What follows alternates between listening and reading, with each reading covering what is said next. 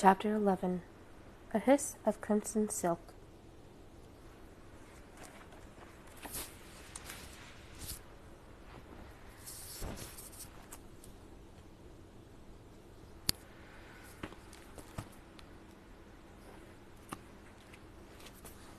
Unsavory. To Grayson, it was like a piece of gristle in his mouth.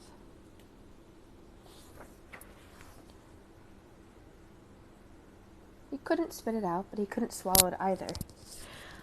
All he could do was continue to chew it, hoping it would somehow grind down into something digestible. Unsavory stole things, but never got away with it. They threatened people, but never followed through. They spouted profanities and oozed attitude like a musk. But that's all it was, a stench. The Thunderhead always prevented them from accomplishing anything that was truly bad, and the Thunderhead was so good at it, the Unsavories had long since given up everything beyond petty misdemeanors, posturing, and complaining.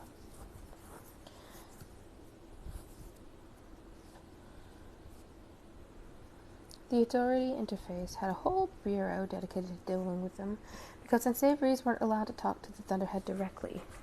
They were always on probation and had to check in with their officers on a regular basis. The ones who pushed the limit were actually assigned their own personal peace officer to monitor them at every hour of the day. It was a successful program, as evidenced by how many Unsavories actually married their peace officers and became productive citizens. Grayson couldn't imagine himself being among the people like that. He had never stolen anything. There had been kids at schools who played at the being unsavory, but it was never serious. And it was just things that kids did and grew out of. Grayson was inoculated with a dose of his new life even before arriving home. The public car he took read him the riot act even before it left the Nimbus Academy.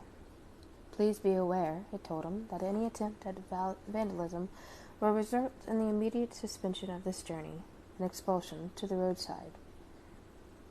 Grayson pictured an ejector seat launching him skyward. He would have laughed at the thought if there wasn't a small part of him that believed it might actually be like that. Don't worry, he told Kerr. I've been expelled once today.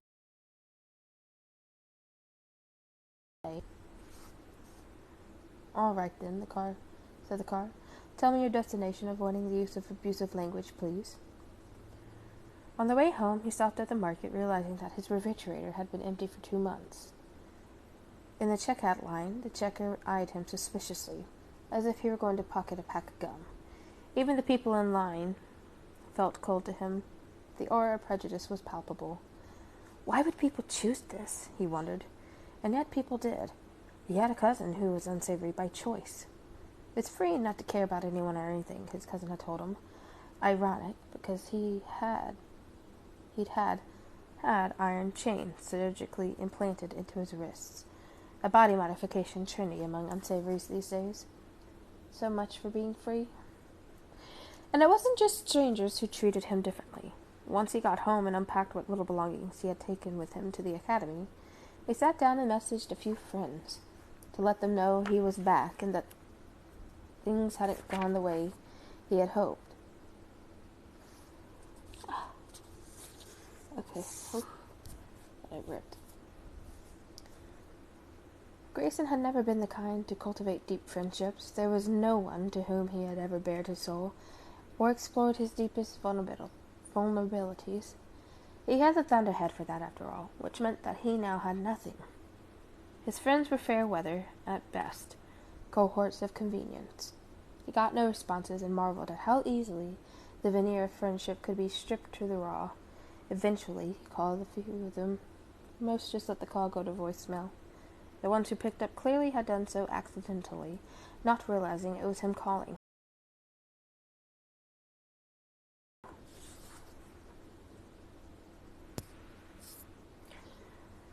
Their screen showed that he was now marked unsavory, so they quickly and as politely as they could ended the call.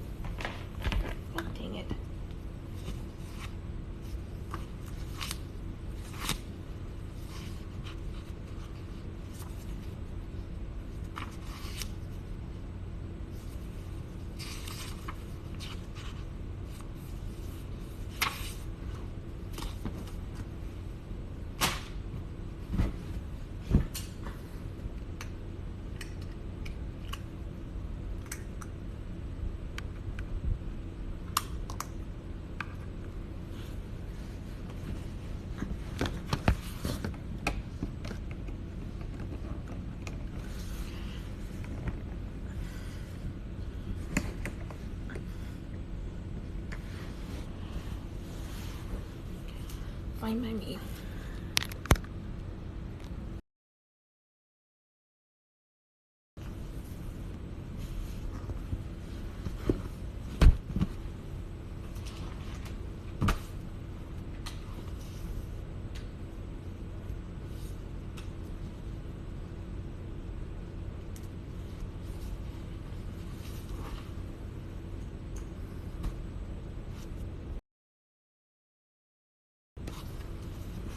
The big red hue was removed from his profile. What he did get were messages from people he didn't know. Dude, one girl wrote, "Welcome to the pack. Let's get drunk and break something." Her pic showed a shaved head and a penis tattooed on her cheek. What the fuck?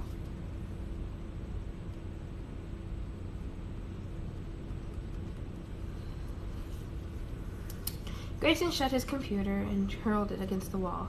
"How's that for breaking something?" he said to the empty room. This perfect world might have a place for everyone, but Grayson's place was not in the same universe as the girl with the penis tattoo. He retrieved his computer, which indeed had cracked, but it was still functional.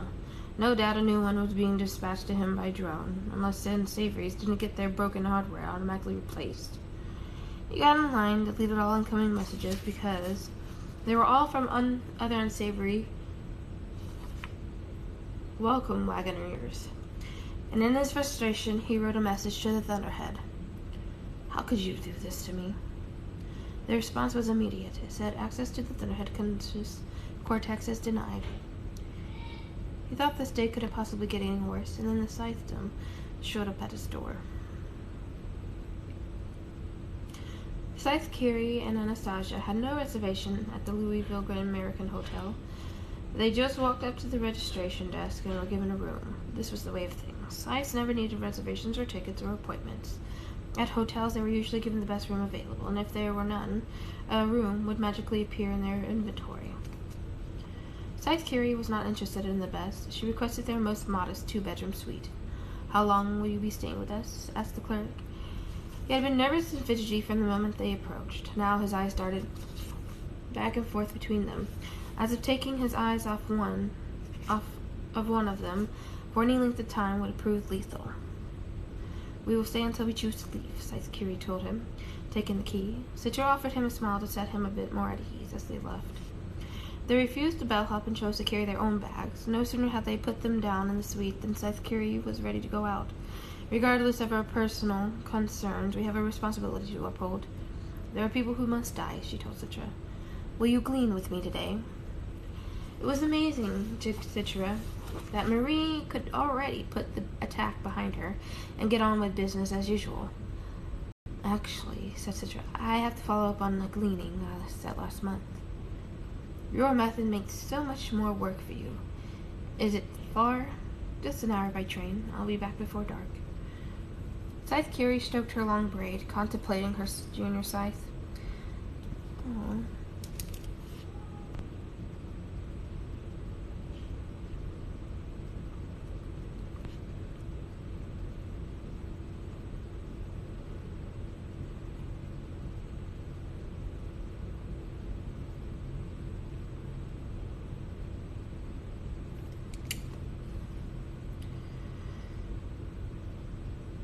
"I could go with you if you like," she offered. "I could glean just as easily there as here." "I'll be fine, Marie. Moving target, right?" For an instant she thought Scythe Curie would insist on coming, but in the end she didn't push the issue. "Fine. Just keep your wits about you, and if you see anything that seems remotely suspicious, let me know immediately."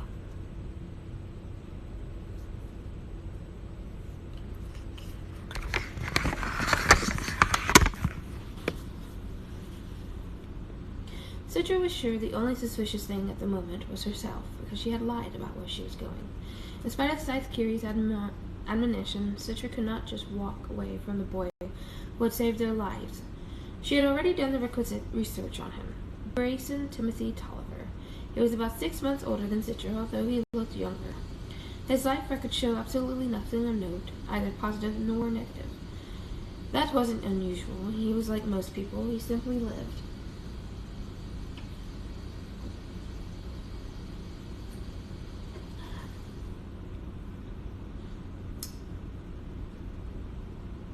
His existence had neither highlights nor low points. That is, until now. His tepid, miliquitous existence had not been spiced and broiled in a single day. When she looked at his life record, the blinking, unsavory warning juxtaposed with the doe innocent eye of his picture almost made her laugh. The kid was about as unsavory as a popsicle. He lived in a modest townhouse in higher Nashville. 2 sisters in college, dozen of older half-siblings from who he was completely disconnected, and absentee parents. As for his timely appearance in the road, his statement about it was already public record, so Citra was able to review it. She had no reason to doubt his word. Were the situation reversed, she might have done the same. Now that he was no longer a Nimitz student, contact with him wasn't forbidden, so paying him a visit violated no law. She wasn't sure exactly what she hoped to accomplish by seeking him out, but she knew that until she did, the moment of his death would linger with her. Perhaps she just needed to see with her own eyes that he lived again. She had become so used to seeing the light in people's eyes go out for good. Perhaps a part of her needed evidence of his revival. When she arrived on the street, she saw a squad car belonging to the Blade Guard, the elite police force that served the Scythedom, parked out front. For an instant, she considered just leaving, because if officers of the Blade Guard saw her, word of Scythe Anastasia's appearance here would surely make it back to Scythe Curie. There was one reprimand she wanted to avoid.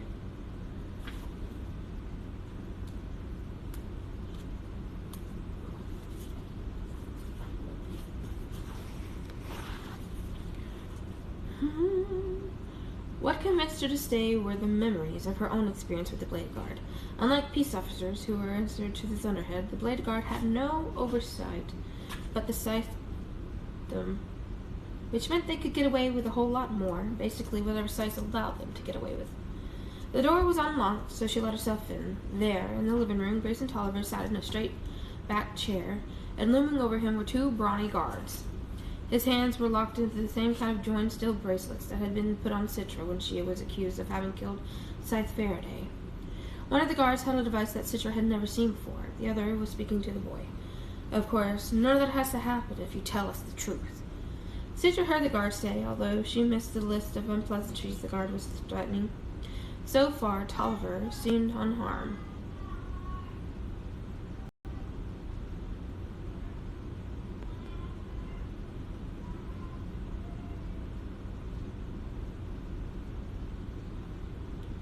His hair was mussed a bit, and he looked woefully resigned, but other than that, he seemed fine.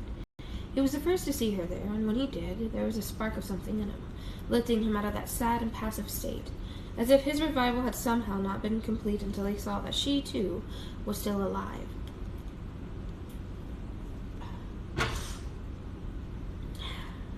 The guards followed his gaze and saw her. She made sure that she spoke first. "What's going on here?" Citra asked in her haughtiest Scythe Anastasia voice. For an instant, the guard looked panicked, but quickly became subservient. "Your Honor, we didn't know you'd be here. We were just questioning the suspect." "He is not a suspect." "Yes, Your Honor. Sorry, Your Honor." She took a step toward the boy. "Did they hurt you?" "Not yet," he said. Then he nodded to the device that the taller guard had held. "But they used that thing to shut off my pain nights." She'd never even known such a device existed. She put her hand out to the guard who held it. "Give it to me." And when he hesitated, she got a little louder. "I'm a Scythe, and you serve me. Hand it over, or I will report you." Still, he didn't hand it to her. That's when a new piece entered the little game of chess. A Scythe stepped in from another room. He must have been there all along, listening, gauging the interaction for the right moment to insert himself. He timed it perfectly to catch Citra off guard. She recognized his robe right away. Crimson. Silk that hissed as he walked. His face was soft, almost feminine, the result of having set his age back so many times that his basic bone structure had lost its definition, like river stones eroded by a relentless flow.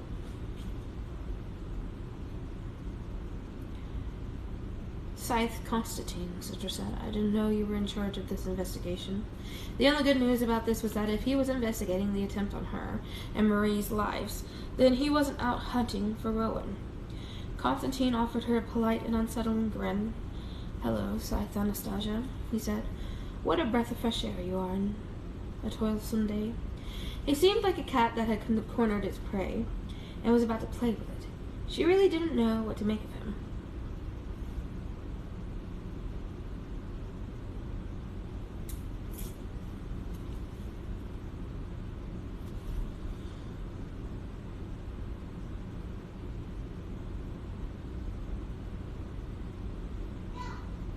As she had told Rowan, Scythe Constantine was not one of the terrible Scythes of the New Order who killed for pleasure, nor did he align himself with the old guard, who saw gleaning as a noble and almost sacred duty. Like his red silk robe, he was slippery and smooth, siding with whoever's agenda fit the moment. Citra did not know if that made him impartial and in this investigation or dangerous, because she had no idea where his loyalties lay.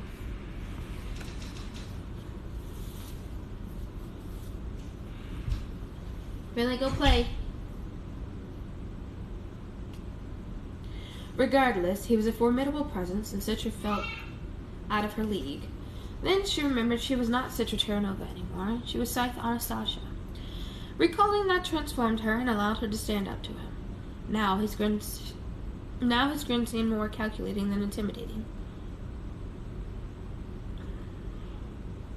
I'm pleased that you're taking an interest in our investigation, he said, but I wish you would have let us know you were coming. We would have prepared refreshments for you. Grayson Tolliver was well aware that Scythe Anastasia might have just hurled herself in front of a speeding vehicle for him, but clearly Scythe Constantine was just as dangerous as a hurtling hunk of metal. Grayson knew very little about the structure and the complexities of the Scythedom, but it was obvious that Scythe Anastasia was putting herself on the line by standing up to a senior Scythe. Still, she projected a commanding presence and made Grayson wonder if she was actually much older than she appeared. Are you aware that this boy saved my and Scythe Curie's lives? She asked Constantine. Under questionable circumstances, he responded. Are you planning to inflict some kind of bodily harm on him? And if we are, then I'd have to remind you that the intentional infliction of pain goes against everything we stand for, and I will bring you up for a discipline in conclave. Go girl. Yes.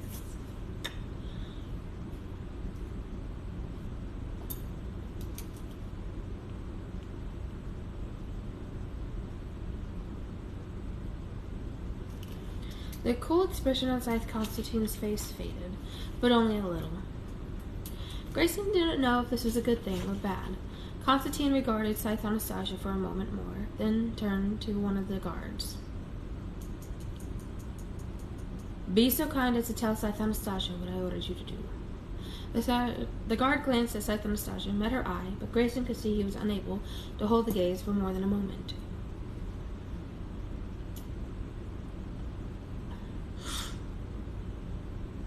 You instructed us to cuff the suspect, turn off his pain nanites, then threaten him with several forms of physical pain. Precisely, said Scythe Constantine. Then he turned back to Anastasia. You see, there's no malfeasance whatsoever.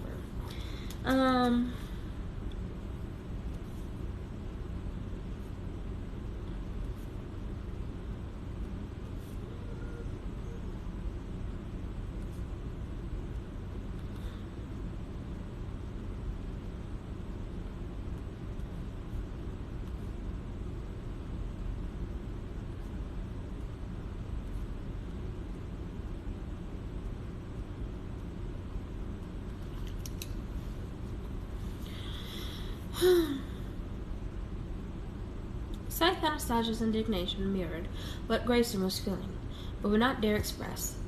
No malfeasance. You were planning to beat him until he told you whatever you wanted to hear. Constantine sighed again, and turned back to the guard. What did I instruct you to do if your threats yielded no results?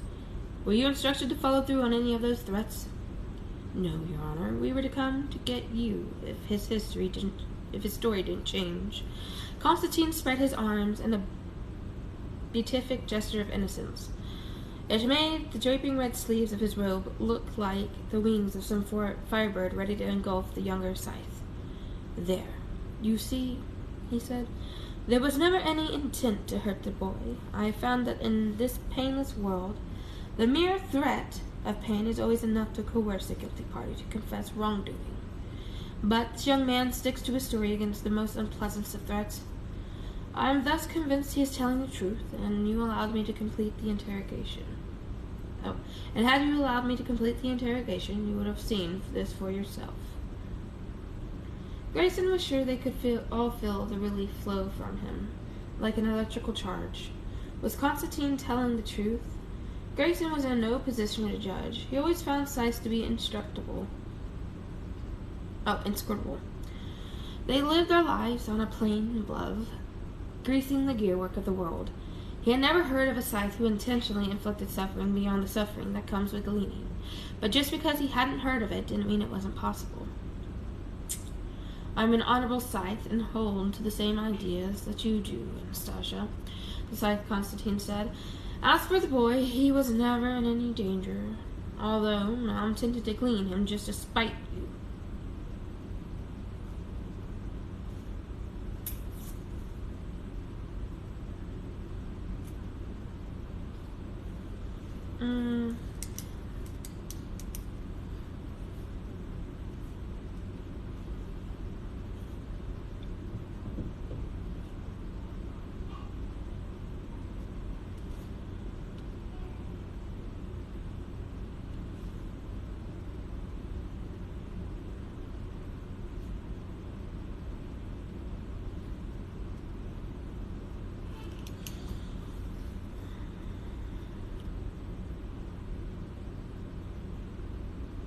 He let that sit for a moment. Grayson's heart missed a beat or two. Scythe Anastasia's face, which had gone righteously red, paled a few degrees. "But I won't," Scythe Constantine said, "for I'm not a spiteful man." "Then what kind of man are you, Scythe Constantine?" asked Anastasia. He tossed her the key to the handcuffs, the kind who won't soon forget what happened here today.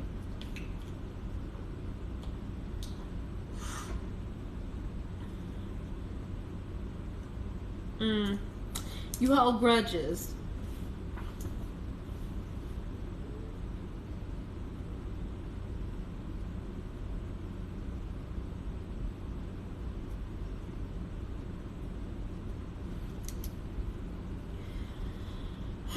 Then he left with a flutter of his robe, his guards following in his wake. Excuse me. Once they were gone, Scythe Anastasia wasted no time in removing Grayson's cuffs. "Did they hurt you?" "No," Grayson had admitted. "Like he said, it was all threats." But now that it was over, he realized he was no better off than when they had come. His relief was quickly flooded with the same bitterness that had plagued him since the moment he was kicked to the Nimbus Academy's proverbial curb. "Why are you here anyway?" he asked her. "I suppose I just wanted to thank you for what you did." "I know it cost you a lot." "Yes," Grayson admitted flatly. "It did." "So, with that in mind, I am offering you your immunity from gleaning. It's the least I can do." She held her ring out to him. He never had immunity from gleaning before. He'd never even been this close to a Scythe before this hellish week, much less a Scythe's ring. It shined even in the diffused light of the room, but its center was awfully dark. Although he wanted to keep staring at it, he found he had no desire to accept the immunity the ring would give. "I don't want it," he told her. She was surprised by that. "Don't be stupid. Everybody wants immunity." "I'm not everybody. Just shut up and kiss the ring." Her aggravation just fed his. Was that what his sacrifice was worth? A temporary get-out-of-death-free card? The life he thought he was going to lead was gone, so what was the point of a guarantee to prolong it? "Maybe I want to be cleaned," he told her. "I mean, everything I had to live for has been stolen from me, so why live at all?" Scythe Anastasia lowered her ring. Her expression became serious. Too serious. "Fine," she said. "Then I'll glean you." Grayson hadn't expected that. She could do that. In fact, she could do it before he had the chance to stop her. As much as he didn't want to kiss her ring, he didn't want to be gleaned either. It would mean that the entire purpose of his existence would be to have thrown himself in front of her car. He had to live long enough to forge a purpose greater than that, even if he had no idea what the purpose might be. The psych Anastasia laughed. She actually laughed at him. If you could only see the look on your face. Now it was Grayson's turn to go red, not from anger, but from embarrassment. Perhaps he wasn't quite done feeling sorry for himself, but he wouldn't feel sorry for himself in front of her. "You're welcome," he said. "There, you thanked me. I accepted it. Now you can go." But she didn't. Grayson really didn't expect her to. "Is your story true?" she asked. If one more person asked him that, he felt he might just blow up and leave his own crater. He told her what he thought she wanted to hear. "I don't know who planted those explosives. I wasn't part of the plot. You didn't answer my question." She waited, patiently. She made no threats. She offered no incentive.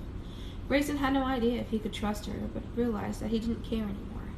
He was done disassembling and spouting half-truths. "No," he told her. "I lied." Admitting it felt freeing. "Why?" she asked. She didn't seem angry, just curious. "Because it was better for everyone if I did. Everyone but you." He shrugged. "I'd be in the same boat no matter what I told them." She accepted that and sat down across from him, staring at him the whole time. He didn't like that. She was once more on the plane above, thinking her secret thoughts. Who could know what machinations were spinning in the mind of a socially sanctioned killer? And then she nodded. It was the Thunderhead, she said. It knew about the plot, but it couldn't warn us, so it needed someone it trusted who could. Someone who the Thunderhead knew would take the information and act on his own. He was amazed at her insightfulness. She figured it out when no one else had. "Even if that were true," he said, "I wouldn't tell you." She smiled. "I wouldn't want you to." She looked at him, and a moment more. Her expression not just kindly, but maybe more a bit respectful. Imagine that. Grayson Tolliver getting respect from a scythe. She stood to leave. Grayson found he was sorry to see her go. Being left alone with his blaring you and his own defeatist thoughts was something he was not looking forward to. "I'm sorry you remarked unsavory," she said just before she left. "But even if you're not allowed to talk to the Thunderhead, you can still access all its information. Websites, databases, everything but its consciousness. What good is all that without a mind behind it to guide you?" "You still have your own mind," she pointed out. "That's gotta be worth something."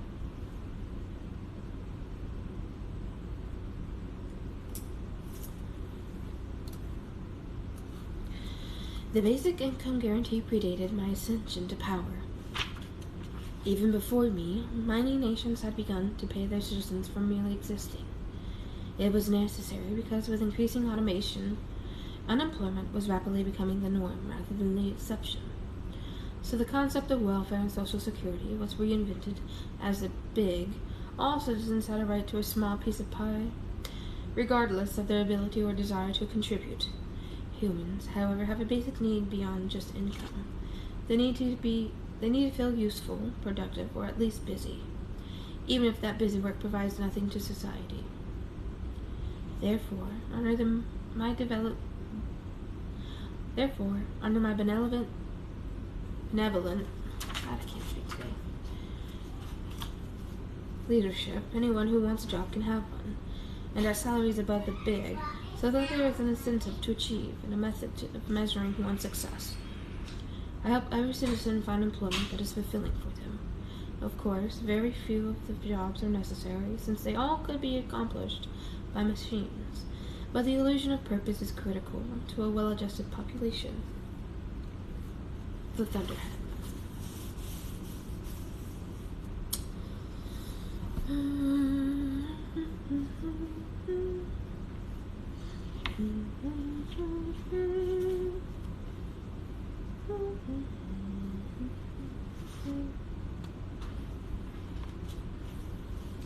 Grayson's alarm went off before sunrise. Oh, Chapter 12, a scale of 1 to 10. Grayson's alarm had went off before sunrise. He had not set it to do so. Since coming home, he had no reason to wake up early. There was nothing pressing to be done, and when he was awake, he tended to crawl back under the covers until it could no longer justify it. He had not yet even begun to search for employment. Work was, after all, optional. It would be provided for even if he made no discernible contribution to the world. And right now he had no desire to contribute to anything to the world but his bodily waste. He slapped the alarm off. "What's going on?" he asked. "Why are you waking me up?" It took a few moments of silence to realize that Thunderhead was not going to respond to the question as long as he was unsavory. So he sat up and looked at his bedside screen to see a message turning the room red with an angry glare. "Appointment with probation officer at 8 a.m. Failure to appear will result in 5 demerits."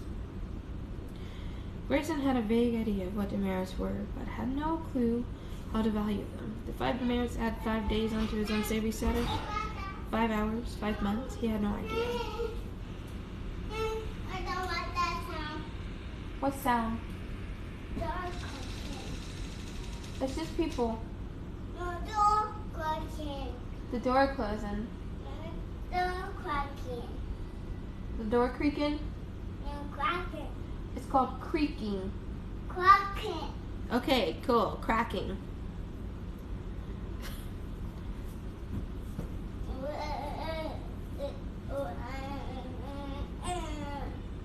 Go play. I love you. Look, Mommy, look. Yeah, you got your hat.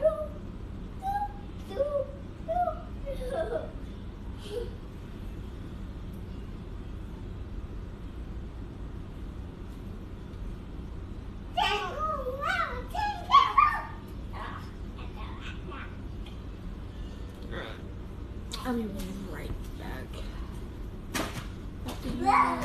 The little girl's room.